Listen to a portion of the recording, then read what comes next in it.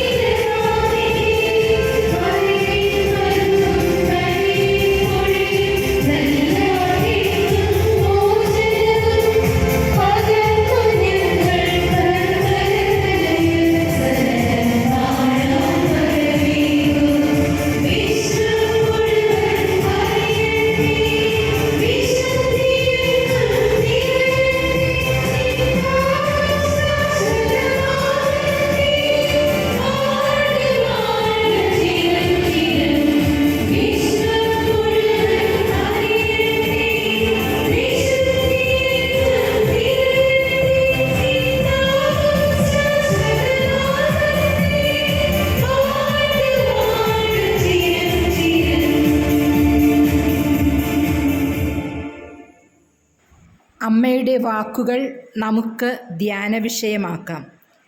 ദൈവത്തെ സ്നേഹിക്കുന്ന ആത്മാവുകൾക്ക് മരണത്തെ ഭയപ്പെടുക ആവശ്യമില്ല. ദൈവം നമ്മുടെ ഉള്ളിൽ വസിക്കുന്നത് തൻ്റെ സ്നേഹം കൊണ്ടാകുന്നു. എൻ്റെ പ്രിയപ്പെട്ട മക്കളെ, ദൈവസ്വരം കേൾക്കണമെങ്കിൽ മിണ്ടടക്കം കാർക്കണം.